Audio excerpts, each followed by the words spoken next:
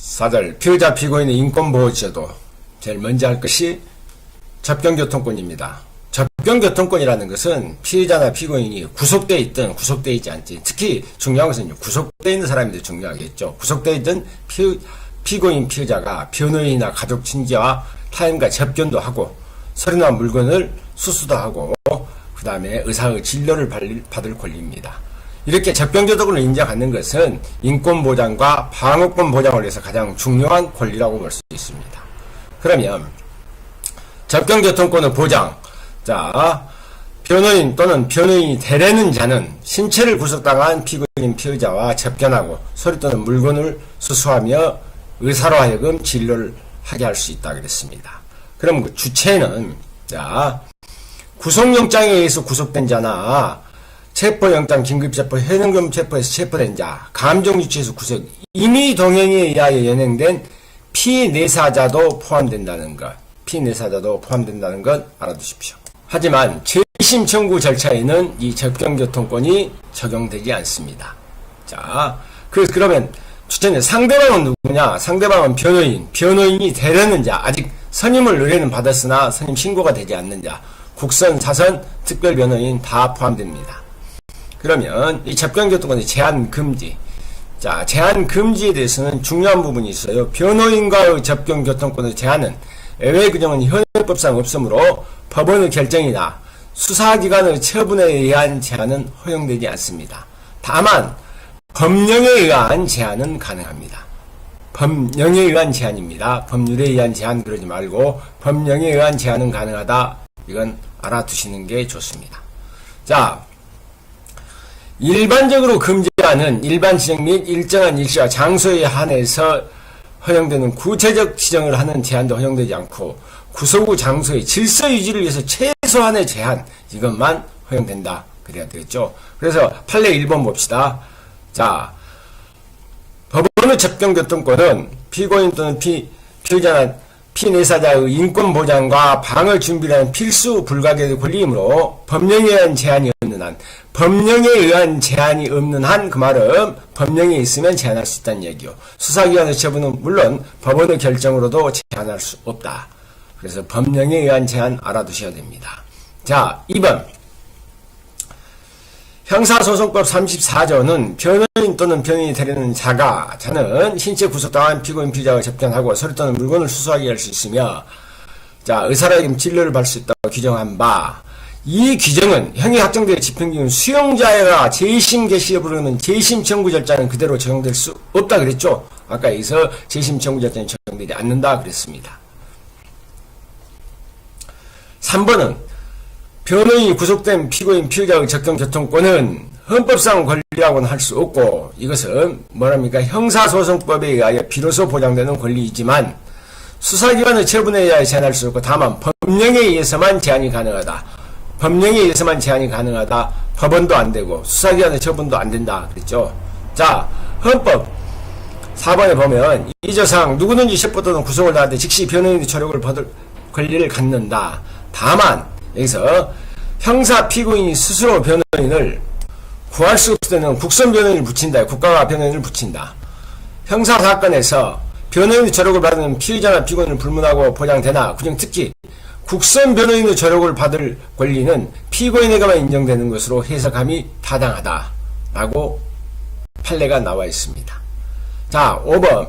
변호인의 자유로운 접견은 신체를 구속당한 사람에게 보장된 변호인의 조력을 받을 권리로 가장 중요한 내용이어서 알아두십시오. 국가의 안전보장, 질서유지, 공공복리 어떠한 명분으로도 제한할 수 있는 성질의 것이 아니라는 겁니다.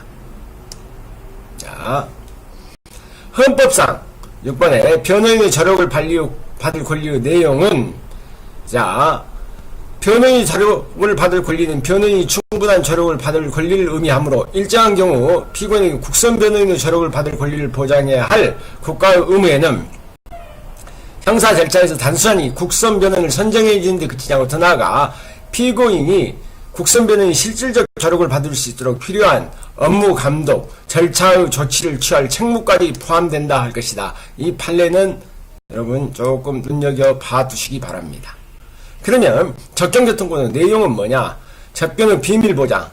그래서 변호인과 구속된 피고인 피의자의 접견교통은 절대적으로 보장돼야 된다. 절대적으로 보장된다는 그 말은 접견 시 경찰관이나 교도관의 입회나 감시는 허용되지 않습니다. 그리고 미결 수용자나 변호인과의 접견 시 교도관의 참여를 원칙적으로 배제하고 청취 녹취를 금지하며 다만 질서의 진리에서 보이는 거리에서 수용자를 감시할 수는 있죠. 서류나 물건의 수수. 변호인 또는 변호인이 되느냐 구속된 피해자 피고인의 서류 물건을 수수하고 있고 그 수수한 서류의 검열이나 물건의 압수는 허용되지 않습니다. 할지라도 질서의 진리에서 최소한의 범위 내에서 마약이나 금품 소지나 무기 등 위험한 물건의 수지를 금지하는 것은 가능하겠죠.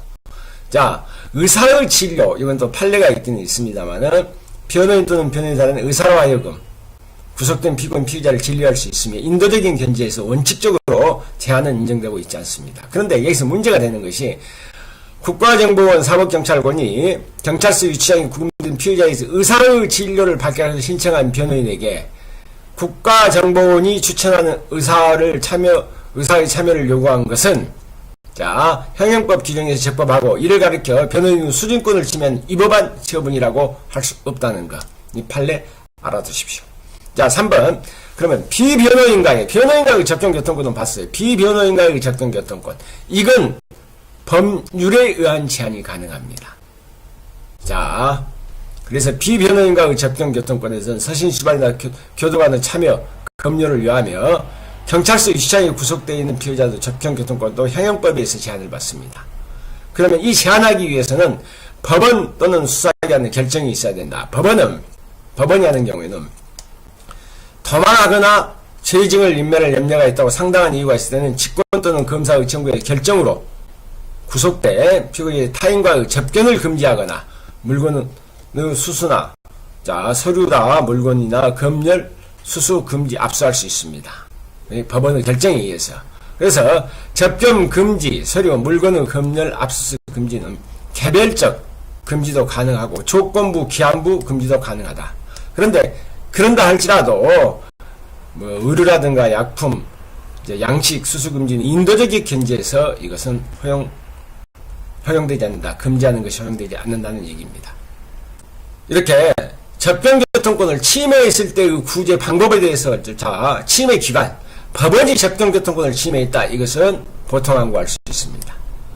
검사, 사법경찰관 이것은 그 접견교통권을 제하는 구금에 대한 처분임으로 준항고할 수 있고 만약에 교도소, 구치소 이 행정당국에서 했을 때는 행정소속이나 헌법성 국가배상의 방법에 의해서 구제를 받을 수 있습니다. 그 가장 밑에 그 판례를 보면 변호인 접견 전에 작성된 검사와 피의자에 대한 피의자 신문 조서가 증거 능력이 없다고 할 수 없다. 변호인 접견 전에 작성됐다 할지라도 증거 능력은 있습니다. 자, 만약에 구속 장소를 옮겨버렸단 말입니다. 구금할 수 있는 장소는 특히 경찰서 유치장으로 기재됐는데도 신병을 국가안전기획부 직원에게 인도된 후 경찰서 유치장에 인도된 바 없이 계속해서 국가안전기획부에서 구금했다. 그래서 구금 장소의 의무적 변경은 쉽게 해서 못 만나게 하는 거 아니에요. 그래서 청구인의 방어권이나 접견교통권 행사에 중대한 장애를 초래하는 것으로 위법하답니다. 그 다음에 금치기간 중 접견 허가 여부가 교도소장의 재량행위에 속한다 하더라도 자 쭉 있습니다. 피징벌자가 금치처분 자체를 다툴 목적으로 소 제기를 대리할 권한이 있는 변호사의 접견을 희망한다면 어찌해야 된다. 외적인 접견 허가 사고에 특히 필요하다고 인정된 때 해당하고 그에 대한 재반 사정에 비춰 교도소장이 금치 기간 중에 있는 피징벌자와 변호인의 접견을 불허한 조치는 접견교통권과 재판청구권을 침해해서 위법이다라는 판례 이거 알아두시기 바랍니다. 그 다음에 이제 증거능력 이렇게 접견교통권을 침해해서 얻은 것은 증거능력을 부정한다니 구속된 피의자의 변호인 간의 교통을 침해하여 얻은 자백의 의무성 그래서 고문을 하지 않았다 하더라도 위법수집 증거 배제 법칙에서 증거 능력을 부정해야 된다는 거. 판례를 보면은 만약에 구금된 피의자에 대해 신문에 변호인의 참여권을 불허하는 처분 역시 구금에 대한 처분으로 봐야 된다. 이건 별로 중요한 건 밑에 보면은 신체를 구속당하고 있는 피고인 피의자가 죄를 범한다고 하고 그 죄가 범죄 행위가 자신의 변호인과 관련되어 있다는 사정만으로 그 변호인의 접견을 금지할 수는 없다는 겁니다. 자, 그런데 이제 3번 판례를 한번 볼까요? 검사 또는 사법경찰관이 구금에 관한 처분에 대해 불복이 있는 경우 형사소송법 417조에 따라서 법원은 그 처분 후 취소 변경을 청구하는 것은 변론을 하고 수사기관에서 구금의 장소 변호인이 접견 구금에 대한 처분이 위법하지 않다는 사실만으로 그와 같은 이 법이 판결에 영향을 미친 것이 아닌 한 판결에 미친 것을 미치지 않았다면 독립하여 상소 이유가 될 수 없다는 판례, 이건 좀 눈여겨 봐두시기 바랍니다. 그렇다면 이제 접견교통권으로 해서 여러분이 자 인권을 보자 그랬어요. 지금까지는 계속 우리가 체포, 긴급체포, 현행범 체포, 구속 그래가지고 좀 가둬놓는 것만 봤는데 이제는 풀어주는 거. 그래서 체포, 구속, 적부심사나 보석, 구속 후 정지, 구속 후 취소 이런 걸 한번 봐봅시다. 그러면 체포, 구속, 적부심사 제도, 일단 체포, 구속, 적부심사라는 것은 피의자에 대한 거죠. 일단 전제가 피의자입니다. 그래서 체포 또는 구속, 적부심사 제도는 수사기관에 의하여 체포 또는 구속된 피의자에 대해 법원이 뭡니까? 구속 후 적법성과 구속 계속 후 필요성을 심사해서 이게 부적법하고 부당하면 피의자를 석방시키는 제도입니다. 제도의 내용이하고 심사의 청구 대상. 일단 얘기는 체포나 구속영장에 의해서 구속된 피의자뿐만 아니라 영장에 의하지 않는 긴급체포, 현행범 체포된 자도 다 포함됩니다. 적부심에. 그렇다 할지라도 사인에 의해서 불법하게 신체를 감금당한 자는 여기에 포함되지 않겠죠. 청구권자에서는 여러분이 한 가지 알아두셔야죠. 피의자, 그 변호인, 법정대리인, 배우자, 직계亲, 형제, 자매나 가족 동거인 고용주. 가족 동거인 고용주는 이 체포 구속 적부심사와 제 보석에 나와 있습니다. 가족 동거인 고용주가 포함된다는 거. 자, 3번에 체포 구속 적부심사 청구의 고지. 피의자를 체포 구속하는 경우 수사기관은 이제 검사든 사법경찰관은 법정대리인, 직계 형제자매, 가족 동거인 고용주 중에서 피의자가 지정한 자에게 적부심사를 청구할 수 있음을 알려줘야 된다. 고지해라. 알려줘야 된다. 청구 사유. 자, 체포 또는 구속 당시부터 불법적이었다는 거. 그래서 영장 없이 하는 거, 영장에 적법한 요건을 갖추지 않고 또 구속기간이나 체포 구속기간이 경과됐을 때 계속 체포 구금하는 거. 처음에는 적법했으나 뒤에 사정 변경으로 인해서 구속을 계속할 필요성이 없는 경우 만약에 합의를 했다거나 변상을 했거나 고소를 취소했다거나 이럴 때 구속 계속의 필요성은 언제를 기준으로 하냐면 심사실을 기준으로 한다는 것 알아두십시오. 그러면 어디다 해야 되느냐? 관할 법원에 체포 구속 적부 심사를 청구할 수 있다. 관할 법원이란 자 구속된 피의자를 수사 중인 검사의 소속 검찰청에 대응한 법원을 의미하며 구속영장을 발부한 법원임을 요하지 않습니다. 체포 구속영장 청구할 때는 서면으로 해야 되겠죠. 자, 체포 또는 구속영장 청구 서에는 체포 구속영장의 성명 중요 동원을 주고 체포영장 구속영장 발부 일자 청구 취지 청구 이유 청구인의 성명 체포 구속된 자와 피의자와의 관계 등을 기재해야 된다는 거. 이건 규칙에 있는 거니까 봐두시고. 법원의 심사. 심사법원은 어디 것이냐? 심사법원이 어디냐라는 것인데 심사법원은 자 지방법원 또는 합의부 또는 단독판사가 한다. 원칙적으로는 체포 또는 구속영장을 발부한 법관은 신문조사 결정에 참여하지 못합니다. 하지만 그 법관 외에는 신문조사 결정할 판사가 없을 때는 그 사람이 어쩔 수 없이 자 그러지 아니하다 해야 되겠죠. 그러면 절차와 방법에 대해서 심사기간 자 청구서가 접수된 대로 몇 시간 이내에 48시간 이내에 피의자를 신문하고 수사관계 서류와 증거물을 조사해야 됩니다. 신문기일을 통지해야 되겠죠. 법원은 즉시 누구에게 청구인, 변호인, 검사 및 피의자를 구금하고 관서장에게 신문기일과 장소를 통지해야 됩니다. 자, 그러면 피의자가 출석해야 되겠죠. 관한 수사 중인 검사, 사법기관 신문기일에 수사관계 서류 및 증거물을 법원에 제출하고 그 장은 신문기일에 피의자를 출석시켜야 되고 의견 진술, 신문시 공범 분리신문 기타 수사한 비밀에 적법한 조치를 취해야 되고 검사, 변호인, 청구인은 신문기일에 출석하여 의견을 진술할 수 있다. 봐두시고 만약에 이때 변호인이 없을 때는 국선 변호인을 선정해 줘야 되며, 이때 국선 변호인은 반드시 출석하여야 합니다. 체포적부심사에서는 신문 때 조서를 작성해야 되겠죠. 신문 기일에 법원 사무관 등은 신문 여지를 작성해야 된다. 이렇게 체포 구속 심사 기간은, 자, 법원이 수사관계 서류와 증거물을 접수할 때부터 결정 후 검찰청에 반환할 때까지 그 기간은 구속기간에 삼입하지 아니합니다. 그리고 그 밑에 판례를 보면은 이렇게 체포 구속 적부 심사에서 신문하고 그 신문 조서는 특별한 사정이 없는 한 피고인이 증거함이 부동의하더라도 형사소송법 315조 3회에 의해서 당연히 그 증거 능력이 인정된다. 이건 그 판례니까 한번 알아두시기 바랍니다. 그럼 이렇게 청구를 받은 법원은 언제까지 결정해야 되느냐? 자, 신문이 종료한 때부터 24시간 이내에 해야 됩니다.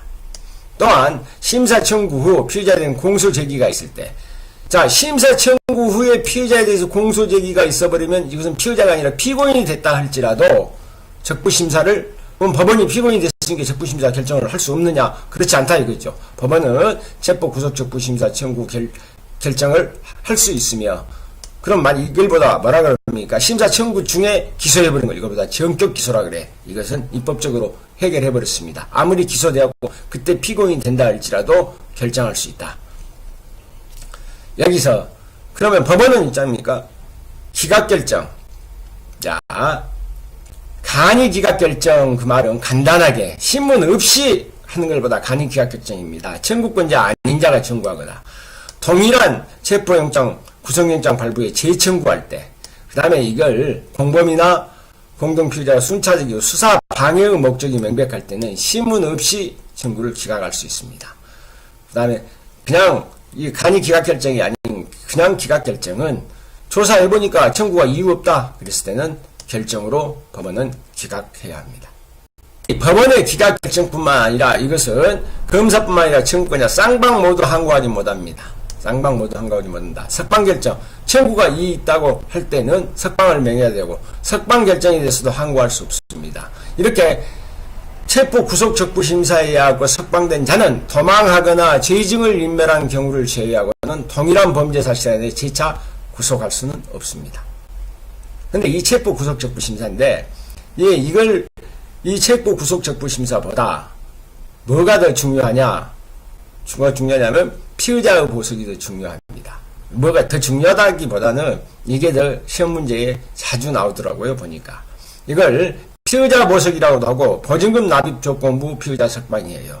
근데 이 부분을 볼 때는 전제 조건이 뭔가라고 봐야 돼. 전제 조건. 일단 보증금 납입 석방 조건은 체포된 피의자가 아니라 일단 구속돼야 됩니다. 전제가 구속된 피의자가 뭘 해야 돼?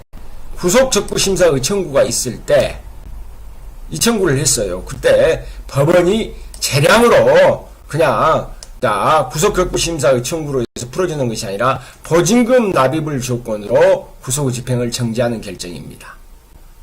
그래서 여기서 말했죠. 피의자가 구속적부심사 청구 있을 때만 허용되고 체포된 피의자에 대해서는 있다 없다 보석청구권이 인정되지 않는다. 피의자는 구속적부 심사를 청구하지 않고 피의자 보석만을 신청할 수 없으며 구속된 피의자에게 심사 청구 후 구속된 피의자가 심사 청구 후에 무엇을 청구한 겁니까? 체포 구속적부 심사를 청구한 안에 공소가 제기된 경우에도 포함된다는 겁니다. 그럼 내용, 피의자 보석 청구, 보증금 납입 조건부 석방결정, 피의자의 보석 청구, 피의자가 스스로 청구하는 것, 이건 인정되지 않습니다. 그것은 법원의 재량이라는 것, 청구를 받아줄 것인가, 보석을 허가할 것인가는 법원의 재량입니다. 법원의 재량에 의해서 보증금 납입을 조건으로 하는 피의자를 석방할 수 있을 뿐이다. 자, 그런데 쭉 이 판례도 마찬가지입니다. 기소전 보증금 납입 조건으로 한 석방은 대상자가 구속된 피의자라고 명시되어 있고, 그래서 체포된 피의자는 아니고, 자, 같은 법 제214조 3항의 취지에 체포된 피의자에 대해서도 보증금 납입 조건으로 한 석방을 허용되어야 한다는 근거로 보기는 어렵다 할 것이어서 현행법상 체포된 피의자에 대해서 보증금 납입을 전제로 한 석방은 허용되지 않는다는 것 알아두십시오. 이건 몇 번 얘기했죠. 그래서 보석 허가의 결정의 조건, 자, 석방 경우에 주거를 제한하거나, 자, 검사가, 법원 또는 검사가 지정하는 일시 장소에 출석할 의무, 또 기타 적당한 조건을 부과할 수 있습니다. 그런데 그 조건에 보면은 범죄의 성질 재상, 범죄의 증거 능력이라 그랬죠. 증거 능력. 고려사항의 증거 능력이 아니라 증명력입니다. 증거 능력이라고 하면 틀려요. 증명력이다.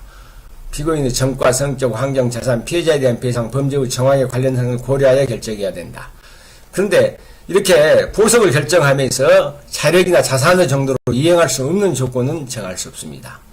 근데 보석 결정에 예외 사유가 있어요.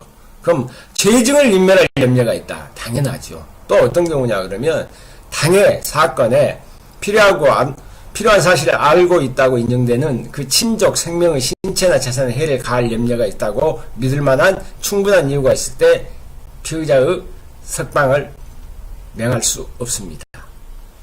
보통 이제 조금 이따 보석하고 비교해서 여러분 볼 건데, 피고인의 보석의 경우에는 검사의 의견을 물어야 되나, 이렇게 피의자 보석의 경우에는 검사의 의견을 물을 필요가 없다는 것 알아두시기 바랍니다. 자, 그러면 이렇게 석방을 했어요. 피의자 보석으로 석방을 했을 때, 제2체포, 제9석의 제한, 도망한 때, 도망하거나 재증을 인멸하고 믿을 만한 충분한 이유가 있을 때, 이게 도망하거나 재증 인멸, 이건 거의가 다 어디 뭐가 같습니까? 자, 체포 구속적 벌심은 도망하거나 재증을 인멸한 때죠. 그래서 도망이나 재증 인멸까지는 거의 같습니다. 그런데 보석이기 때문에 출석 요구받고 정당한 이유 출석하지 아니한 때나 주거제한 기타 법원이 정한 조건을 위반을 해당하는 사유가 있을 것을 제외하고, 이런 사유가 있으면 재구속을 할 수가 있지만 이런 사유가 없으면 재차 구속하지 못합니다. 그러면 보증금을 냈어요. 그 보증금에 대해서 어쩔 때 몰수하는가? 일단 봅시다. 의무적 몰수와 필요적 몰수가 있는데, 재체포, 재구속의 제한의 예외 사유로 구속하거나 이런 사유로 해서 다시 구속하거나 공소 제기 후 석방된 자는 동일 범죄 사실로 재구속할 때거나 동일할 때 법원은 직권 또는 검사의 청구의 결정으로 납입된 보증금의 전부 또는 일부를 몰수할 수 있다. 다시 구속시키면서 몰수할 수 있다. 이건 원칙적으로 의무적 몰수입니다. 하지만 어쩔 때 필요적 몰수이냐? 법원은 석방된 피해자가 동일한 범죄 사실의 형의 선고를 받고 선고를 받고 확정 후에 어떤 경우냐? 집행하기 위한 소환을 받고 출석하지 아니하여 도망한 때, 그때는 직권이나 검사의 청구에 의하여 보증금의 전부 또는 일부를 필요적으로 몰수하여야 한다. 어떤 경우냐? 집행하기 위한 소환이라는 거. 이거 구별해가지고 알아두십시오. 자, 그러면 이렇게 피의자 보석에 대해서 항고할 수 있느냐, 불복할 수 있느냐, 그 말이죠. 보석과 성질 및 내용이 유사한, 자, 기소 전 보증금 납입 조건의 석방 결정에 대해서 항고할 수 있도록 하는 것이 균형이 맞는 측면도 있다. 그래서 항고할 수 있다는 것이 판례입니다. 그 판례가 밑에 있죠. 그래서 판례하고 똑같은 내용입니다. 이제 보석으로 들어서요. 보석이란, 일단 이제 여기서 말하는 피의자 보석이 아니라 그냥 보석 그러면 피고인을 석방하는 겁니다. 그래서 보석이라 보증금의 납부나 일정한 조건을 부하여 구속의 집행을 정하고 구속된 피고인을 석방하는 제도이다. 제도의 취지는 여러분이 한번 읽어보시면 되고, 이 중요한 것이 이제 보석의 종류야. 보석은 보석 청구 유무에 따라서 청구에 의해서 허가하는 청구보석, 청구하지 않고 법원이 직권으로 하는 것보다 직권보석, 또 법원의 재량 유무에 따라서, 그래서 뭡니까? 청구보석과 직권보석이 있고, 법원의 재량에 따라서 필요적 보석과 의무적 보석이 있습니다. 그러면 우리 현행법은 원칙적으로는 필요적 보석을 원칙으로 하고 의무적 보석은 보충적으로 인정하고 있다는 것. 필요적 보석. 자, 필요적 보석은 보석 청구가 있으면 제외 사유가 없는 한 허가해야 된다. 그렇기 때문에 필요적 보석입니다. 95조. 필요적 보석. 보석의 청구가 있을 때는 다음 이유의 경우에는 보석을 허가해야 된다. 1호. 피고인이 사형 무기 또는 장기 10년 이상이 넘는 징역이나 금고에 해당하는 죄를 범한 때, 장기 10년 알아두십시오. 누범에 해당하거나 양 상습범의 죄를 범할 때, 누범상습범. 죄증을 인멸하거나 인멸할 염려가 또 믿을 만한 충분한 이유가 있을 때, 도망하거나 도망할 염려가 있다고 믿을 만한 충분한 이유가 있을 때, 주거가 분명하지 않을 때. 이 세 가지는 거의 다 뭐라고 그랬어요? 아까 구속사유와 같지 않습니까? 우리가 배웠던. 그러면 여기서 장기 10년 누범상습범. 맞죠? 그 다음에 6번만 보면 되죠. 피해자 당해 사건의 재판에 필요하다고 알고 있다고 인정되는 자, 또는 그 생명, 친족의 생명, 신체나 재산에 해를 가할 염려가 있다고 믿을 만한 충분한 이유가 있을 때. 자, 이로 여기서 말하는 장기 10년, 사형 무기 또는 장기 10년이라는 것은 법정형을 기준으로 합니다. 법정형이고, 그 범한 죄는 공소장에 기재된 죄를 기준으로 합니다. 5호가 주거가 분명하지 않을 때, 그 주거 부모는 법원이 주거를 알 수 없을 때를 말하는 겁니다. 만약에 피고인이 주거에 대해서 진술거부권을 행사한다 할지라도 법원이 그 사람이 주거를 알고 있으면, 자, 주거가 분명하지 않을 때 해당되지 않습니다. 이게 필요적 보석 사유요. 자, 그러면 의무적 보석. 의무적 보석은 뭐냐 그러면 이걸 또 자, 법원은 제59조 규정에 불구하고 상당한 이유가 있을 때, 직권 또는 94조에 규정한 자의 청구에 하여 보석을 허가할 수 있다. 그러면 직권 보석은 의무적 보석의 일정입니다. 자, 피고인이 집행유예 기간 중에 집행유예 결격자라고 하여 보석을 허가할 수 없는 것은 아니고, 그 말은 어쩝니까? 집행유예 결격자라 할지라도 보석은 허가할 수 있다는 거죠. 2번 사회보호법 제13조 4항에 보호구속된 보호대상자에 대해서 형사소송법 제49조 제46조 적용을 폐지하고 있으므로 사회보호법에서 보호구속된 자는 보석을 청구할 수 없고, 또 이들에 대하여 집권보석 결정도 할 수 없다는 판례. 옛날 판례라도 한번 받으십시오. 보석 절차.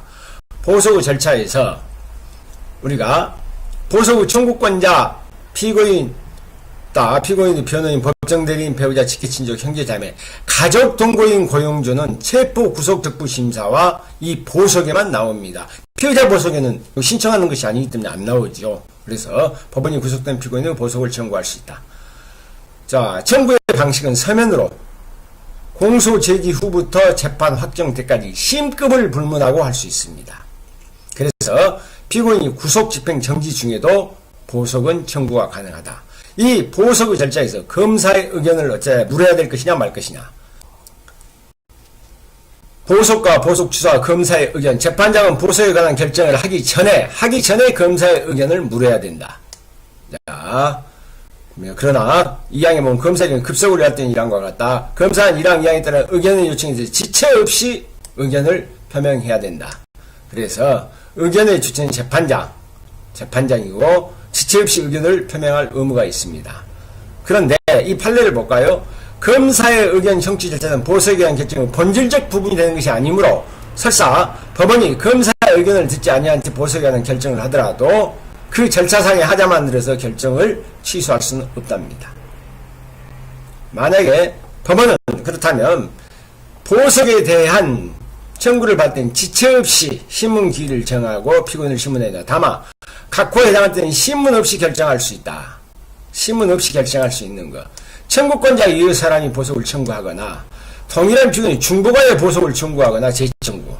공판기일에 피고인에게 이익되는 사실을 진술할 기회를 주거나 이미 제출한 자료로 보석을 허가하거나 불허할 것이 명백할 때, 이때는 신문 없이 보석을 결정할 수 있다는 것. 신문 기일을 정한 법원은 즉시 자, 검사, 변호인, 보석 청구인 및 피고인을 구금하고 관서의장에게 신문 기일과 장소를 청구하고 구금하고 있는 관서의장은 출석시켜야 된다. 이 통지는 전화, 사정, 기타 방법이 할 수 있고, 이 통지 증명은 취지를 신문조서에 기재함으로써 할 수 있다는 것, 그 규칙까지 알아야 됩니다. 근데 보석의 조건을 보면은, 이걸 조건을 여러분이 예울라 하지 말고 쭉 봅시다. 원래 보증금을 내도 되지만 본인이 서약서를 내도 되고, 제3자가 출석 보증서를 내도 되고, 피해 보상금은 공탁이나 담보종은 다양한 방법으로서 이렇게 보석을 하게 할 수 있다. 그럼 이거 한번 쭉 읽어보면서 보면 압니다. 자, 98조 보석 조건. 법원이 보석을 허가한 그 필요하다고 상당한 범위에서 각호 조건 중 하나의 조건을 정해야 된다. 일단 어떤 것이든지 하나 이상의 조건을 정하여야 됩니다. 그래서 1번을 보면은 법원이 지정하는 일시나 장소에 출석하고 증거를 인멸하지 않는 지가 서약서를 제출해갖고 제출할 거예요. 자, 법원이 정하는 보증금 상당의 금액을 납입할 것을 약정서를 제출할 거. 자, 일정한 법원이 정한 주거를 제한하고 이를 변경할 필요가 있는 건 법원의 허가를 받는 도지를 방기하기 위하여 행하는 조치를 수인한다. 인정해라. 자, 피해자 당사자의 재판에 필요한 사실을 알고 있다고 인정된 자, 그 친족 생명 신체에 대해서 해를 가하는 행위를 하지 아니하고 주거 직장 그 주변에 접근하지 아니할 것. 그 다음에 피고인 외의 자가 작성한 출석 보증서를 제출할 것. 법원의 허가 없이 외국으로 출국하지 아니할 것을 서양할 것. 법원이 지정하는 방법으로 피해자의 권리회복을 필요한 금원을 공탁하거나 그에 상당한 담보를 제공할 것. 또 피고인 또는 법원이 지정한 자가 보증금을 납입하거나 담보를 제공할 것. 그 밖에 피고인의 출석을 보증하기 위해 법원이 정한 적당한 조건을 이행할 것. 이렇게 쭉 나와 있습니다. 이걸 굳이 그냥 하지 말고, 자, 본인이 서약서, 아까 봤죠? 본인이 작성한 서약서, 가장 간편한 방법이 있죠. 그 다음에 보증금 약정서, 얼마 내겠다. 현실적으로 보증금을 납입할 필요는 없으나, 그걸 약속하기 위해서 서면을 주는 겁니다. 주거 제한. 그래서 주거를 제한할 때, 자, 그 주거를 제한하고 병정시 법원의 허가를 받는 석방 조건으로 하는 것. 그 다음에 부작위 의무 부담. 그 말은 어쩝니까? 피해자나 증인의 가족에게 접근하지 말라는 것. 여기서 한번 받을 필요가 있는 게 제3자의 출석 보증서입니다. 피고인 유해의자가 작성한 출석 보증서를 제출하는 석방 조건입니다. 그 실효성을 높이기 위해 보증인에게 도망가버리면, 피고인이 도망가면 어쩝니까? 500만원 이하의 과태료 제재를 가할 수 있도록 하는 것. 그 다음에 허가 없이 출국하지 않을 것 서약하거나 출국 금지 조치를 하는 의무를 부과하는 석방 조건. 그 다음에 피해 보상액을 공탁해라. 그래서 금원을 공탁하거나 그에 상당한 담보를 제공하는 석방 조건이 있다. 그래서 보증금 또는 담보의 제공. 그 다음에 그 조건 외에도 법원이 적당하다고 판단하면 석방 조건을 부과할 수 있도록입니다. 그것 말고도 9가지 말고도 다른 조건을 부과할 수 있습니다. 그런데 또 이 시험 문제에 가끔 나오는 것이 보석 조건의 결정 시 고려사항. 자, 피고인의 자력이나 자성도 이행할 수 없는 조건은 붙일 수 없지만 범죄의 성질이나 죄상, 아까 얘기했었죠. 2번 범죄의 증명력이라고. 증거 능력이 아닙니다. 피고인의 정과 성격, 환경, 자산, 피해자에 대한 배상 등 배후 등의 정황에 관한 사항. 이것은 그 보석을 허가할 때, 결정할 때 이것은 고려할 사항입니다. 보면은 보석 등의 기간, 보석 등의 결정 기간, 법원은 특별한 사정이 있는 보석 또는 구속 취소 청구를 받는 7일 이내에 그에 대한 결정을 해야 된다. 자, 55조에는 불허가 결정 이후 보석을 허가하지 않은 결정을 할 때는 결정 이후에 95조 각 원사에 해당하는지를 명시해라. 이렇게 나와 있는 거고. 자, 그다음 그래서 자, 검사는 7일 이내에 보석의 허브 또는 구속 취소 여부를 결정해라. 라고 법전에 있는 거니까. 청구 기각 결정. 부적법한 이유가 없으면 기각하고 이유가 있으면 조건을 부과해서 보증금이나 조건을 부과해서 보석 허가 결정을 내립니다. 이 결정에 대해서 검사는 보통 항고만 할 수 있지 즉시 항고는 할 수 없다는 것. 자, 그 다음에 판례. 형사소송법 54조 보석 청구는 법원은 지체 없이 심문기를 위하여 구속 피고인을 심문하도록 규정한 것이지 항고심에서 필요적으로 피고인을 심문하도록 규정한 것은 아니다. 그래서 그렇게 중요한 판례는 아닙니다. 자, 봅시다. 이제 보석 집행 절차. 그러면 보석은 자, 그런 요건이 있어고 보석을 청구를 받아 기각하든가 허가를 결정을 했는데, 그러면 이제 집행을 할 때는 어쩌냐? 보석 집행 절차. 자, 97조 1호부터 8호 조건은 이를 이행한 후가 아니면 보석 허가 결정을 집행하지 못하고 필요하다고 운영할 때 다른 조건에 관해서도 이행 후 보석 허가 결정을 집행하도록 정할 수 있다. 일단 먼저 이행을 해라. 선이행해라. 그 다음에 이 항을 보면 보석 청구권자의 유의자가 보증금 납입을 허가할 수 있다. 그 이의자에게도 허가할 수 있고, 유가증권 또는 피고인 이의자가 제출한 보증서로서 보증금에 가름하여 허가할 수도 있고, 전항의 보증서에서는 언제든지 납입할 것을 기재해야 된다. 5. 법원은 보석 허가 결정에 따라 석방된 피고인 후 보석 조건을 준수해 필요한 범위에서 관공서나 기밖의 공공단체에 대해서 적절한 조치를 취할 것을 요구할 수 있다. 그래서 선석방 후 이행, 먼저 석방 후 이제 서약서라든가 보증금 약정서라든가 출석 보증서라든가 공탁 조건, 보증금 담보 제공, 선이행을 조건으로 합니다. 먼저 석방하고 후에 이행한 다음 하면 된다는 거죠. 이번에 선이행, 법원이 지정한 다양한 보석을 부과해서 선이행이 필요하다고 판단되면 개별적인 조건을 선이행 여부를 먼저 이행하라고 법원이 정할 수 있습니다. 보석 조건이 피고인의 출석을 담보로 할수록 필요한 조치를 광고해야 하는 경우가 있으므로 법원이 보석의 조건을 준수해 필요한 범위 내에서 아까 그랬죠. 공무소 또는 공사단체에 필요한 조치를 취할 것을 요구할 수 있다 그랬죠. 그래서 아까 검사는 어떻게 했어요? 직시항고는 할 수 없지만 보통항고 방법으로 보석 허가 결정에 대하여 불복하는 것은 허용된다 그랬습니다. 그런데 여기서 또 중요한 것이 보석 조건 위반, 피고인에 대해서 과태료하고 감치, 출석 보증인에 대해서는 과태료, 이걸 봅시다. 감치는 출석 보증인은 없습니다. 피고인이 보석 조건을 준수하도록 심리적 강제 효과를 위해 정당한 이유 없이 보석 조건을 위반한 피고인에게 1000만원 이하의 과태료나 20일 이하의 감치를 처할 수 있도록 하였습니다. 이와 같은 제재는 보석을 알아두셔야 됩니다. 보석을 취소한 경우에도 할 수 있고 보석 취소 없이도 부과할 수 있다는 거 반드시 알아두십시오. 자, 그 다음에 출석 보증인에 대한 과태료, 보증금 납입할 능력이 없는 피고인에게 제3자가 출석 보증서로서 석방된 피고인이 정당한 사유 불출석한 경우 법원은 출석 보증인에게 감치는 안되지만 500만원 이하의 과태료를 부과할 수 있습니다. 그런데 이렇게 과태료 처분, 돈에 대해서는 불만이 있으면 무조건 직시항고가 가능하다. 형사소송법에서 짜고 과태료란 말이 나오면 이것은 직시항고가 가능하다라고 생각하면 됩니다. 그래서 직시항고, 피고인과 출석 보증이 과태료 처분에 대해서 집행정지 효력이 있는 직시항고를 할 수 있다는 것. 우리가 이제 법전으로 보석 조건의 변경과 취소. 자, 보석 조건을 변경한다는 것, 보석을 취소한다는 것. 이라 법원은 직권 또는 94조에 규정된 신청의 결조로 피고인의 보석 조건을 변경하거나 일정 기한 당해 조건의 이행을 유예할 수 있다는 것. 알아두시는 게 이행 유예까지 있습니다. 자, 법원은 피고인이 다음 각호의 어느 하나에 해당하는 직권 또는 검사의 청구하에 하여 보석 또는 구속의 집행정지를 취소할 수 있다. 자, 구속영장 국회의원에 대해서는 구속영장 집행정지는 회기 중에 취소하지 못한다.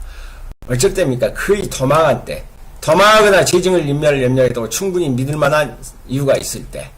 그 다음에 오라 그러는데 소환받고 정당은 출석하지 않아도 오라 그러는데 안 오고 나가가지고 하는 짓거리가 피해자나 당해 사건의 재판에 필요한 사실을 알다고 인정된 자의 또는 그 친족의 생명, 신체, 재산에 해를 가할 염려가 있다고 믿을 만한 충분한 이유가 있을 때, 법원에 정한 조건을 위반했을 때, 이때는 무슨 사유가 됩니까?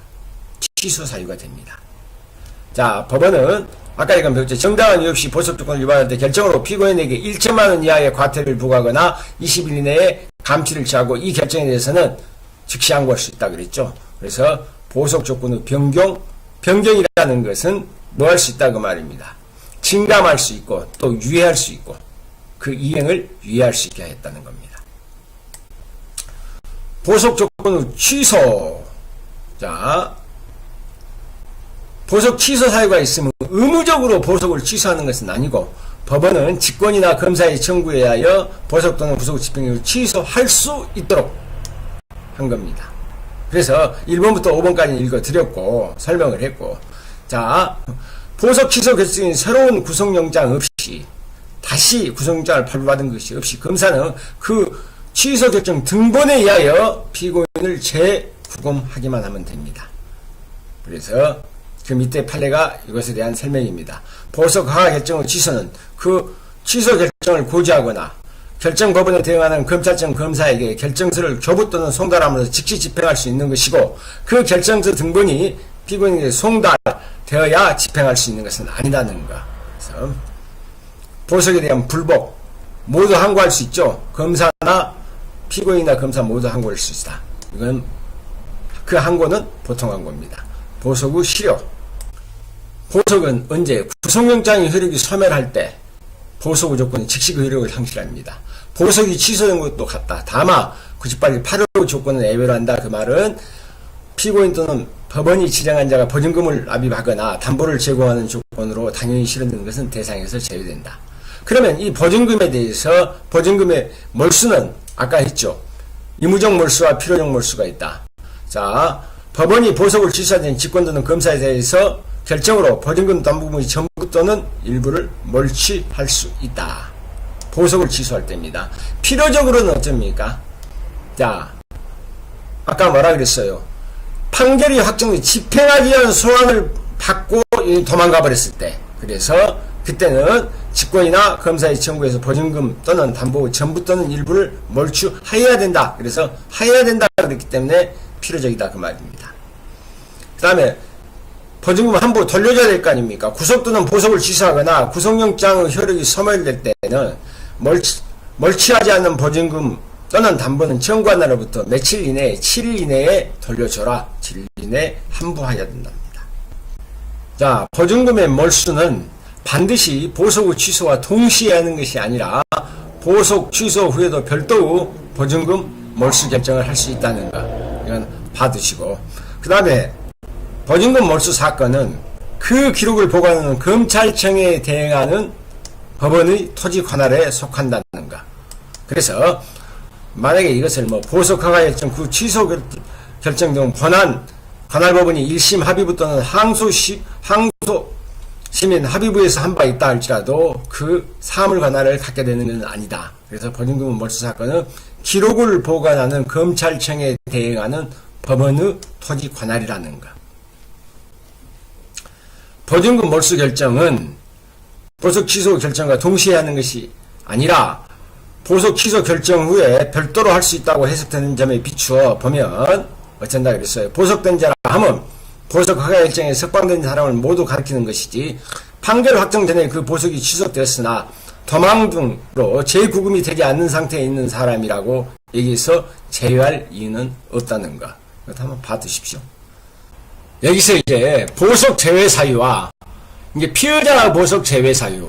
자, 이거는 피고인자 보석의 제외 사유입니다. 그러니까 두 개를 비교를 해놨어요. 피의자 보석과 피고인 보석의 제외 사유. 그래서 죄증을 인멸하고 믿을 만한 충분한 이유, 죄증을 인멸하고 믿을 만한 충분한 이유가 있을 때, 피해자 당해 사건 재판에 필요한 사실을 안다고 이거나 그 가족의 생명 징체에 이를 여유가 있을 때, 여기까지는 같지요. 피의자나 피고인이나. 그러나 피고인 보석에서는 장기 10년, 아까 얘기했었죠. 누범 상습범, 도망하거나 도망할 염려, 주거부정. 그 말은 이건 쉽게 얘기해서 이걸 장기 10년만 외우고 있다면 요건 누범 상습범. 그렇다면 거의 이놈하고는 비교해서 여러분이 객관식 문제에 나왔을 때 틀릴 일이 거의 없습니다. 비교해서 눈여겨 받으셔야 되는 거. 자, 그러면 피의자 보석의 재구속 사유라든가 피고인 보석, 구속의 취소, 구속의 집행정지 취소 사유, 그러면 이것도 한번 봐봅시다. 이 네 가지, 이건 5가지인데, 자, 도망하거나 재증을 인멸, 출석 요구하고 정당한 이유 출석하지 않을 때, 주거지 않은 기타 법원이 정한 조건을 위반할 때, 그 말이죠. 그럼 법원이 정한 조건을 위반할 때, 도망하거나, 그 다음에 재증을 인멸할 2번까지 봤죠. 그 다음에 여기는 출석 요구를 받고 정당님이 출석하지 아니할 때, 그 다음에 여기는 소환받지 않고 정당님이 출석하지 아니할 때, 그 다음에 한 가지가 더 있다는 거, 이 4번만 더 눈여겨 봐두시면 되죠. 그래서 이런 것은 이렇게 도표로 해서 한번 딱 봐가지고 숙지를 해 두시는 게 훨씬 여러분이 객관식 문제를 풀 때 편하실 겁니다. 자, 구속 후 집행정지. 구속 후 집행정지란 법원은 상당한 이유가 있을 때 결정으로 하고 구속된 피고인을 친족이나 보호자한테 적당한 자에게 부탁하거나 주거를 제한했고 이상 구속 후 집행을 정지할 수 있고, 구속된 피의자의 경우에는 어떻습니까? 검사나 사법경찰이 구속을 집행할 수 있으나, 자, 사법경찰관은 검사의 지휘를 받아야 됩니다. 그러면 절차 볼까요? 검사의 의견. 법원의 결정에는 일단 이때 검사의 의견을 물어야 된다. 그런데 급속을 위한 경우는 그러지 아니하다. 이때 항고 법원의 결정에 대해서 검사는 자 보통 항고는 할 수 있지만 구속의 집행정지에서 즉시 항고는 할 수 없습니다. 왜 할 수 없다라 그랬느냐? 이 헌법재판소 판례가 나와 있죠.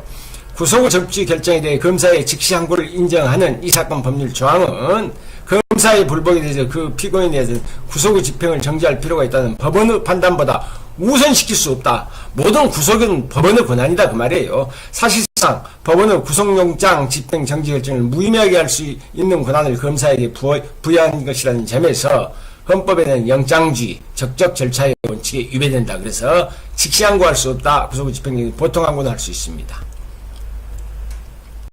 자, 그러면 국회의원에 대한 석방 요구가 있을 때 구속의 집행이 정지되는데 헌법 44조 구속된 국회의원에 대해서 석방 요구는 당연히 구속영장이 집행된다. 석방 요구 통보를 받은 검찰총장은 즉시 석방을 지휘하고 그 사유를 수서법원에 통지해야 됩니다.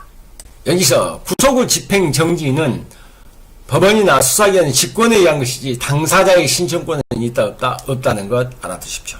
자, 구속의 집행 정지를 했는데 이걸 또 취소할 때는 어쩔 때 취소할 수 있느냐?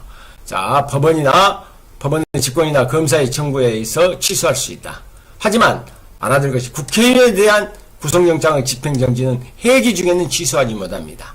그러면 일반인에서 도망하거나 재증을 인멸할 염려가 있으면 충분한 이유가 있을 때, 소환받고 정당에 출석하지 아니할 때, 그 다음에 법원이 정한 조건을 위반할 때 약정 또 받죠. 이 4번만 알아두라 그러십시오. 이것은 구속의 집행정지 취소에 하나 더 있다는 것.